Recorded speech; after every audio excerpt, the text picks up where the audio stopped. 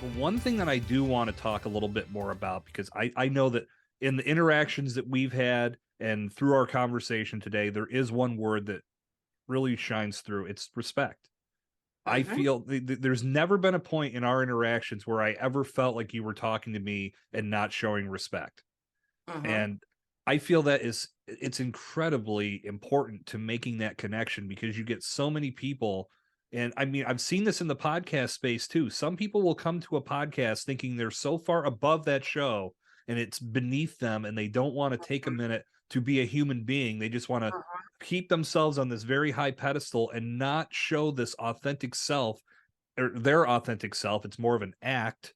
It's more of a sales pitchy, cringy type of thing that can Yeah. turn somebody off so fast. Mhm. And something I've been talking about a lot in the podcast space lately is the mutual respect that hosts and guests need to have in order to create captivating content that people are going to actually want to get invested in. Talking about respect briefly, let's dive into that in regards to how you've been able to use that in developing your voice, and then how you project that voice through your message to the people you're looking to bring into your world. I really hate people patronizing other people. I find that so dirty and just so cringy and so 1970. Like, I just couldn't think of anything worse. We're humans, like, we're here to support each other, we're here to elevate each other. If somebody comes to me because they need my help, I don't speak to them like they're a child. I speak to them with utmost respect because they've done the best that they can. They've hit a brick road. And also, Jason, even if they say, Mary, I love what you do, I just can't afford to work with you. Again, respect. It's like, you come to me when you're ready. Okay, I'm not going to push you and use scarcity tactics and all those old sales tactics. I'm not interested in that. You're an adult. You know whether you can afford it, whether you can't afford it, whether I'm right for you right now, whether but the door's always open. I'm ready when you're ready. This is the language that I use with people.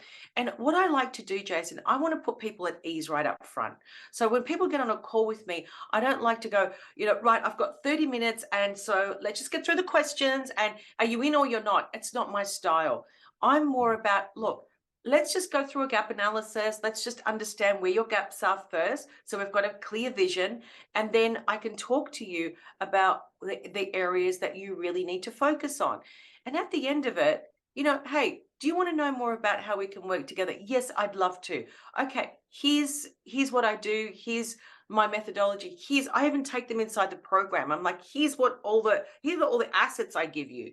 I try and bring it to life for them. But I never push people because I know what that feels like on my end. I've been there, done that. For me, I hate it. But the other thing is, and I learned this in my sales life, is that we also have to understand how the brain works. Forget about pushing and respecting is a critical part of a person saying yes to you when you understand how the brain works. So the brain has a fight or flight mechanism.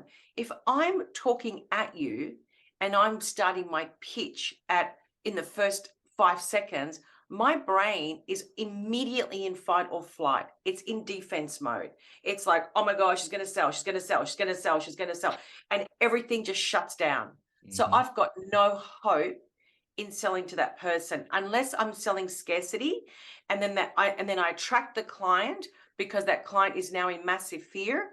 And I've attracted the client from hell. No thanks. I'm not interested in that. So when we understand the brain and how it works, then we can understand why respect is so powerful. When you can put somebody up on a pedestal, it's like if I'm at a dinner party, Jason, I will talk about you and you only. You'll never ever hear me say, now, let me just talk about, myself. I learned this. This is a very important trait that we must all learn. Always put the other person in the limelight. Everyone wants to be a rock star. And if we can actually do that authentically, you've got a customer or an advocate for life. For life. People never forget how you make them feel. Never. Never. We must not underestimate the currency in that. And as you say, too many people think that they're so good. But let me just say to you also, those people who think that they're so good also are shutting down their businesses as well. So what does that tell you? So I feel that respect is just so underrated and so underutilized and so misunderstood because we live in a youth obsessed culture that everything's about a quick fix, and no one and everyone's blurry, no one is seen, no one is heard. But when you can take it some time out and, like I do, handwrite a letter with a pen on paper and post it to somebody, that's a game changer in 2023, believe it or not. Mhm. So these are things that we have to touch. Humans are emotional. We've got to touch that aspect of ourselves. Go back to what it means being human. Be kind, be nice, help one another, support one another, elevate one another. We've lost all of that because there's too much competition and people are scared of losing out. What are you scared of losing out? I don't understand that. The concept to me is so foreign rather than saying, let's elevate each other, let's promote each other. I have a magazine. I can't wait to promote your podcast in my magazine. I can't wait.